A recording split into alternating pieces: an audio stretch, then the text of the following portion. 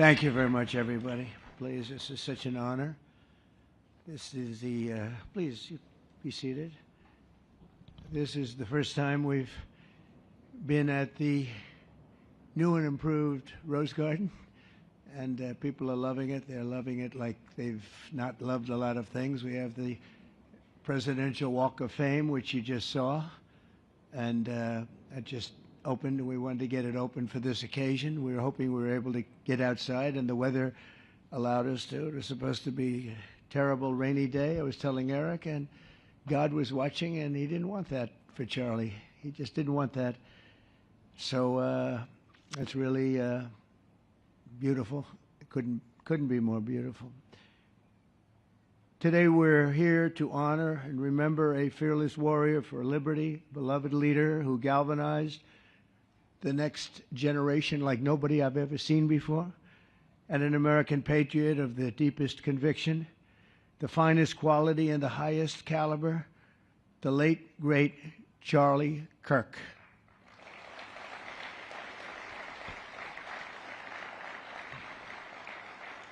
Five weeks ago, our nation was robbed of this extraordinary champion. He was a champion in every way. I got to know him so well.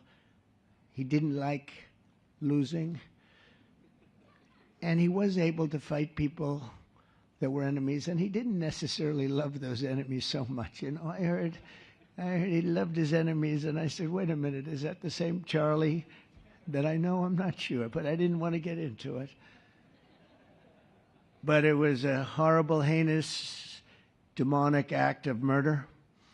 He was assassinated in the prime of his life for boldly speaking the truth, for living his faith and relentlessly fighting for a better and stronger America. He loved this country. And that's why this afternoon it's my privilege to posthumously award Charles James Kirk, our nation's highest civilian honor, the Presidential Medal of Freedom. Thank you.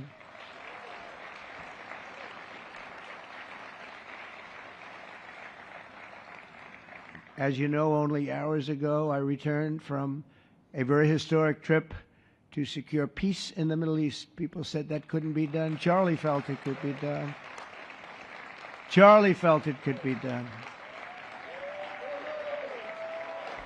Thank you. Thank you.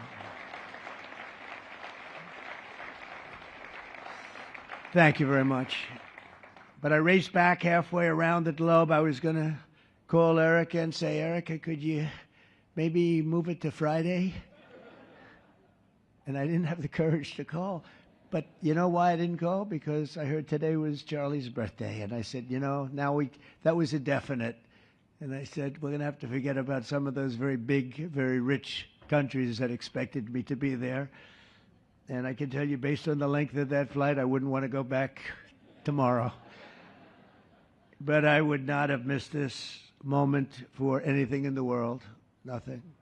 And it's a very important time for our country, and our country is doing so well. It's never done better. We are a country with almost now $18 trillion of investment coming in. Nobody's ever seen anything like that. Previous administration had less than $1 trillion for 4 years. We have more than 18, it'll be much more than 20 by the time the year, more than $20 trillion. There's never been a country in the world that had anything like that. What's happened to our country is incredible in a short period of time. Charlie was a big person for, sir, can we close up those borders, please, a little bit? You know, they're really leaking badly. I said, Charlie, I haven't gotten there yet. But, you know, it came out last 4 months. Literally nobody was allowed into our country. And the only people that were allowed in were people that came in legally. The borders are absolutely stone cold closed. And they reported 0, 0, 0, and 0. So that's pretty good. But he was a big believer. He wanted people in the country more than I did, frankly. He wanted them to come in legally. And he got his wish. October 14th is Charlie's birthday, and he should have been turning 32 years old that day. When I first met him, he was like 22. And I said, boy, he's awfully young. But I thought he was older than that, you know. He looked a little bit older than his age. That's okay, you know. That's not good when you're old, but when you're young, it's great. He had the best of all things, but he was special. But instead, Charlie is attaining a far more important milestone. We're entering his name forever into the eternal roster of true American heroes. He's a true American hero, an amazing person, way, way beyond his years. And I'm honored to be joined by a woman who has endured unspeakable hardship with unbelievable strength, and that's Charlie's widow, Erica. And I just want to thank you, Erica. He loved you so much. I was with him. Oh, please. Thank you, darling. Thank you. I was with him before I met Erica, and he told me he was going to get married. He said, "You won't believe how beautiful she is." I said, "Well, then now that I meet her," he's right. But then he also said, "And you know what? She's like the smartest person I know." See, they do go together on occasion. Not often. Not often. But on occasion they go together. But he was in love with you. He was deeply in love with you. It's great. Erica, your love and courage have been an inspiration to all of us, and we will always be here for you, and we're always going to be here for your gorgeous, beautiful children, and we'll never forget what your family has sacrificed for our country. Man loved our country. When things were going badly for our country, he was so, as you know, angry. He would get angry because he said it doesn't have to be that way. We're also pleased to be joined by an incredible group of Charlie's friends, very powerful friends, actually, and some not so powerful, and they're actually better people, okay? I know them all. They're the less powerful ones. I have to tell you that, all of you power guys down here. The best ones in the group are the ones that are less successful, but that happens too. No, they're all great, and they're here. And let's start with Erica's father. Where is Erica's father? Where are you? Where are you, Dad? Oh, look at him. Wow. I want to get a hat like that, too. I like that. How are you? Nice to see you again. Thanks as well to Vice President J.D. Vance, who's been fantastic. J.D., thank you very much. Great. Doing a great job. Did a great job on Sunday with George Slopadopoulos. I thought, put him away pretty good. Second lady, who's a phenomenal woman, Usha Vance. Thank you very much, Usha. Thank you very much. Great woman. President of Argentina. He wanted to be here. That's Argentina's a serious flight, right? And he's become a superstar, and he's doing amazing things. He's a MAGA person, but it's make Argentina great again. That's what he does, right? And I want you to stand, please, Javier Milei. Doing a great job. Thank you very much. Many members of my cabinet are here. Just about all of them are here. I won't go into every single one of them, but I'll announce a few of the people that have really turned this country around and helped me. Incredible people. Speaker of the House, Mike Johnson. Where is Mike? Mike, what a job you're doing, Mike. What a job you're doing. And I watched you this morning, and you're in there trying to say, look, just let the country open. Everything will be fine. We're dealing with some radical left lunatics. And I would just wish Charlie was here to fight us. I think the fight would have been over already. He would have had a march on the Capitol by people whose average age is about 21, because there's nobody that had that relationship with young people. Right, Mike? So thank you, Mike, for being here. House Majority Leader Steve Scalise. Steve, thank you very much. A brave guy and a friend. House Majority Whip, another terrific man, Tom Emmer. Tom. Thank you, Tom. Senate Majority Whip, John Barrasso. John, thank you very much. You have all these senators. I'm going to get in trouble. I'm not going to read all their names. I'll be reading all day. We'll be talking about Charlie in about 45 minutes from now. We can't do that. So all of the senators, there's so many of you. Thank you very much. I do want to thank Senator Thune for doing a terrific job. He's really been leading properly. Do you agree, Mike? The team, the two of these guys have been fantastic. So to Senator Thune, I want to thank you very much. Incredible job. I watched him this morning, and he was out there pounding them this morning on television, too. And John Barrasso, thank you for the work you've done, and congratulations on your success. But I want to thank you all and all of the Congress people that are here. And I see we have our Attorney General here, and you are doing a fantastic job. Thank you very much, Pam. Thank you. Thank you very much. We have everybody. Wow, that's incredible. Okay, I'm not going to do any more. I'm going to be here too long, but I just want to thank you. Have given him such support, but he always gave you such support. That's why you're here. And very unusual. Charles James Kirk was a visionary and one of the greatest figures of his generation. He was truly an amazing figure and growing leaps and bounds. He knew that the fight to preserve our heritage is waged not only on the battlefield and in the halls of power, of which we have tremendous power here, including the head of a place called war. We call it now war. We had defense. We had our Secretary of Defense. Now we have a Secretary of War. And somehow I think it's more emblematic, and hopefully we'll never have to use war, but the fact that we're ready is very good. Peace through strength is very important, but also in the hearts of our nation's youth. That's where Charlie rode strongest. At age 18, that insight inspired Charlie to found the organization that ultimately touched the lives of millions and millions of people, and so many young people that nobody's ever seen anything like it, frankly. Turning Point USA. It's amazing, and it's actually bigger now.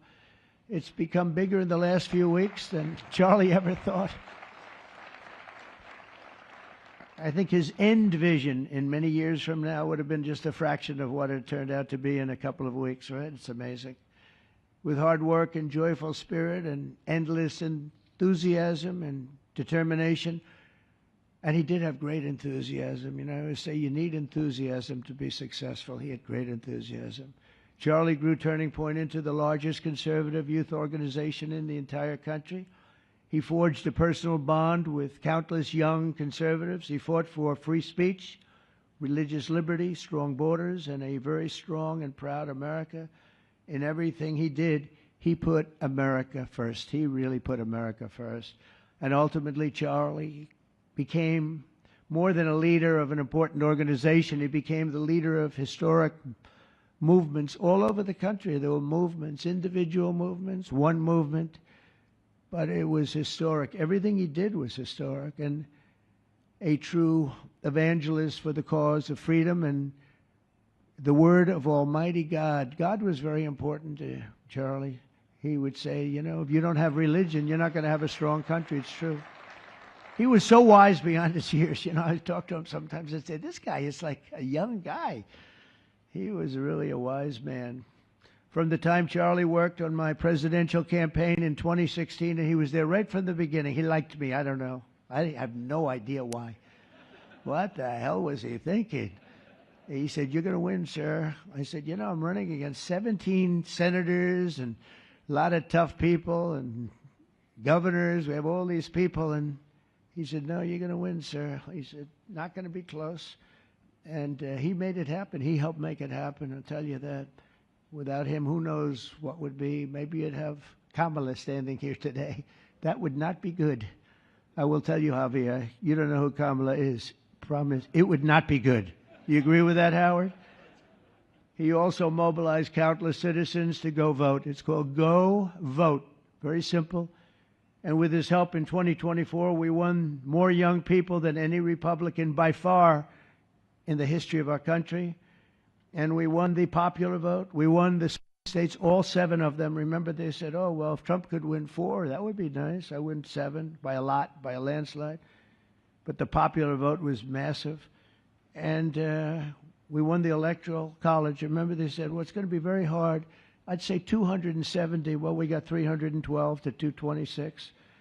And then we won something called districts and councils and different things. But in one case, we won 2,750 to 525.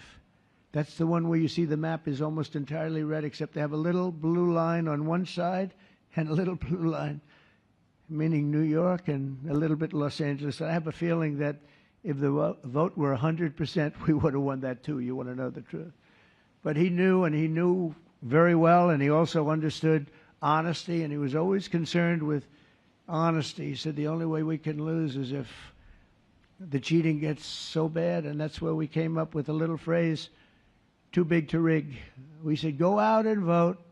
Just go out and vote. And we had that. Remember, we used to say that all the time because people would say, oh, they're going to win. We don't have to vote. Let's go to a movie. We'll come home and watch later. And he wasn't about that. So we come up to, with really together, we came up with that phrase, we got to make it too big. I never made a speech where I didn't say at the end, now look, the polls are showing good. Don't believe the polls. He said, we're going to make it, Susie, right? Too big to rig. So if you think we're going to win by a lot, doesn't matter. Pretend we're losing. You got to go out and vote. They voted. And at 9:02, the whole thing was over, right? 9:02. Remember they said, oh, this could go a few days. Well, it went a few minutes. 9:02. And he knew that. And I felt it, but he knew it. He knew it. I think he knew it more than anybody.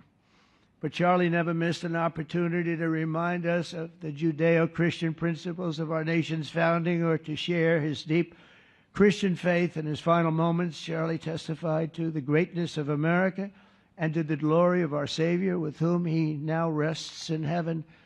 And he is going to make heaven. I said, I'm not sure I can make it, but he's going to make it. He's there. He's looking down on us right now. It's so incredible. Look at this.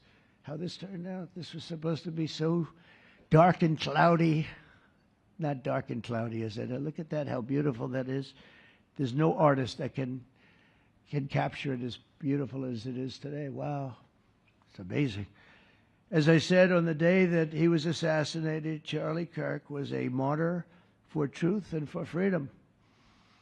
And from Socrates to think, and to St. Peter, from Abraham Lincoln to Martin Luther King, those who change history the most, and he really did, have always risked their lives for causes they were put on earth to defend. He was put on earth to do exactly what he was doing. He didn't want to waste time. He would have been a top student at any college in the country. I know the colleges well. He's smarter than the guys there. He was so smart. But he almost, I guess, didn't have the time. He knew what he wanted to do. It wasn't like, gee, I want to sit in the classroom for 4 years listening to people teach me liberal principles, because they were never going to teach him that anyway. But he didn't have the time. He really didn't have the time. But every time the enemies of goodness and virtue tried to silence the voice of righteous and noble leaders like Charlie, they failed. They seem to fail. Ultimately, they look like they're doing well, and then they end up failing, because the truth has been unrelenting over the years, over history. And people like Charlie, it's just they've got a power that others don't have, and very few people will ever have. So today, like those martyrs before him, Charlie's voice, his message, and his legacy are stronger and greater than ever before. They are greater than ever before. Look, this is a horrible event, but it brought out the greatness of Charlie. Nothing could have ever supplanted this. It's incredible the way people are talking about him, and with great love. I mean, I read so many stories about some of the enemies, but I watch the enemies, and it's hard for them to speak badly about him because they just don't. And then you do have people in the days since Charlie's killing. We've seen exactly why our country so dearly needed his example. We've watched legions of far-left radicals resort to desperate acts of violence and terror because they know that their ideas and arguments are persuading no one. They know that they're failing. They have the devil's ideology, and they're failing, and they know it. They feel it, and they become violent. They seem to become very violent on the left. They've rammed vehicles into federal law enforcement, fired sniper rifles at ICE agents, and me, you know. But I made a turn at a good time. I made a turn at a good time. I turned to the right. Charlie couldn't believe it, actually. He said, how the hell did you make that turn? I said, I don't know. But fired rifles and threaten the lives of our Supreme Court justices, our great justices. They have to be protected. We just issued a lot of money, $60 million, to protect the Supreme Court justices. Very important. We can't let anything happen. In places of worship, we're protecting our people. We've seen that a candidate for Attorney General in Virginia boasted that he would want to see the Republican legislature, a legislator in Virginia, shot in the head and to see his children murdered. He actually said this. And now he continues to run for office, and most people continue to back him, but he said he wants his man shot. He said shot in the head and to see his children murdered. And they keep running. Pretty amazing, right? That's a bad one. Let's see how that turns out, but that's a really bad one. Nobody's heard that one before. Especially in the wake of Charlie's assassination, our country must have absolutely no tolerance for this radical left violence, extremism, and terror. We're done with the angry mobs, and we're not going to let our cities be unsafe. We're going to make sure our cities are safe. When you have Chicago, where they had 4,000 people murdered over a very short period of time, 4,000 people, and then we have a governor stand up and say, oh, things are going swimmingly. No, they're not. We're going to make Chicago safe, just like we're going to make, look what we did in D.C. It's so nice that we started here, because this was one of the most violent places in the United States. It'd be dangerous to be right out here. But you couldn't go to a restaurant. The restaurants were all dying. The whole place was dying. You'd have these gorgeous, look at the Washington Monument over there. You'd have these gorgeous buildings and monuments and structures. And people were afraid to leave their apartment. They were afraid to go to work. They'd get into an Uber, and they'd feel safe, and then the Uber would be attacked. They thought they made it to safety, and then the Uber was attacked on the trip in. But we've done a great job, and now it's considered a totally safe city. We haven't had problems. It took us 12 days to make it great. We took out, Pam, 1,700 hard criminals, career criminals in many cases, but these are hardened criminals. Many of them came in through the Biden open borders. We brought them back to the countries. And a couple were so violent that we put them in jail. We don't want to take a chance that they could get back in, because no matter how good we do, somebody can sneak in. They were so violent and so bad. One arrested 28 times. Every time he left prison, he'd get into a violent incident. 28 times. And we put him away for a long time.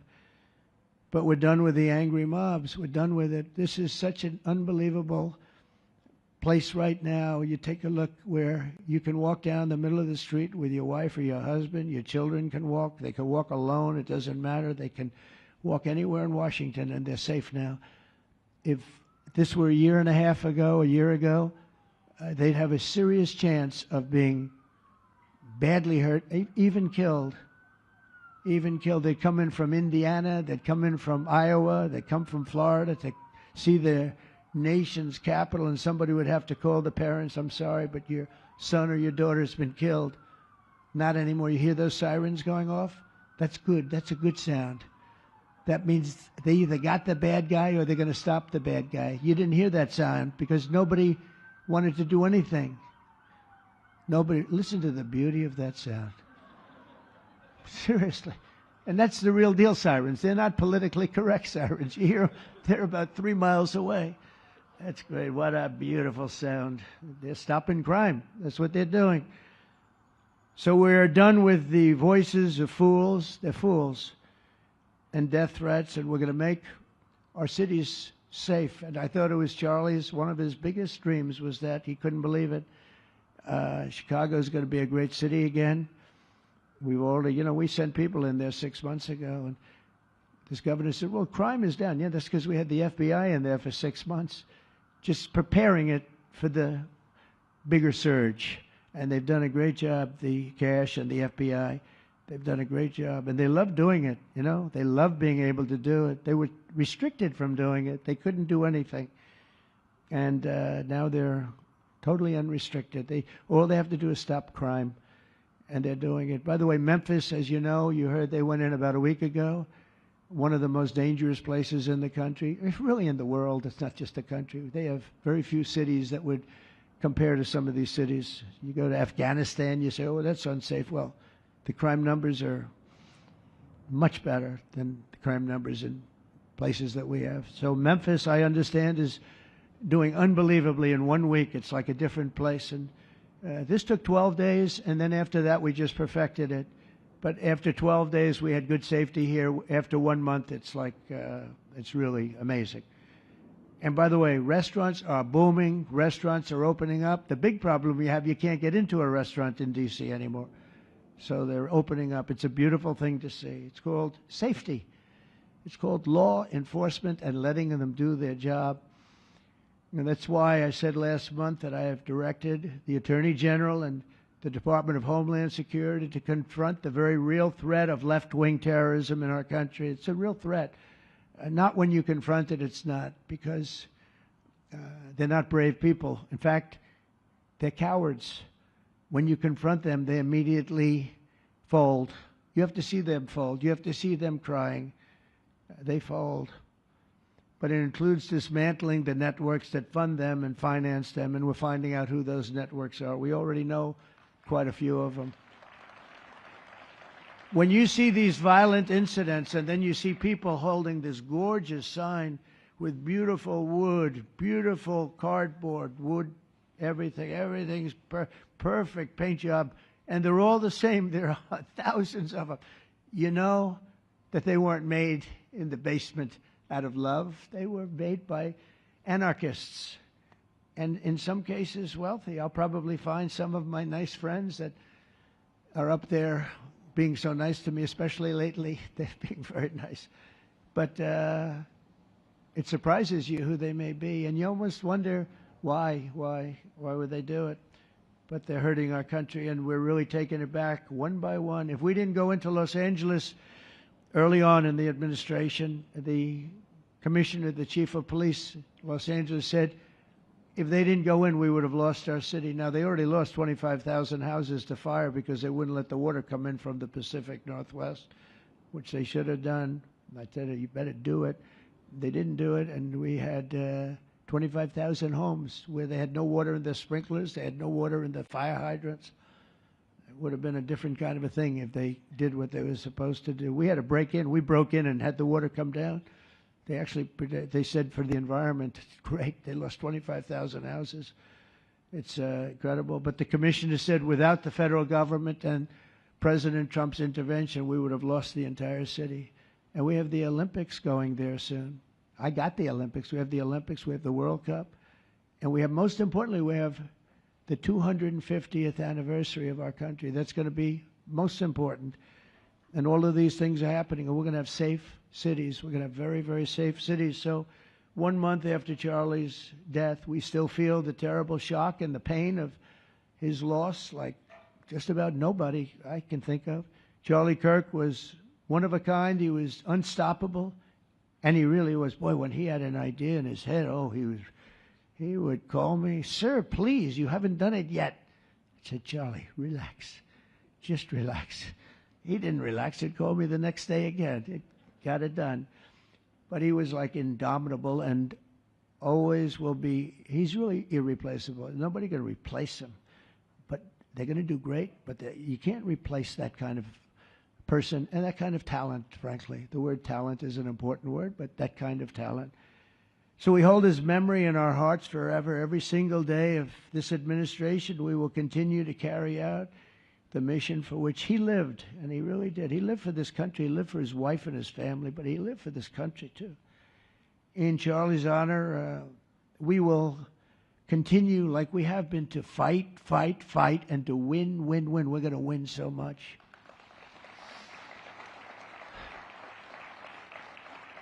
So the Presidential Medal of Freedom is a big deal. You have the Congressional Medal of Honor, military, and the Presidential Medal of Freedom, which is civilian.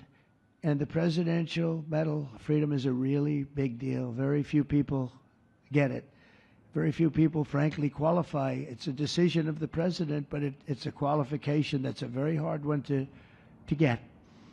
And I would like to ask, if I might, the military aide to read Charles James Kirk's citation for the Presidential Medal of Freedom. Thank you very much. Thank you.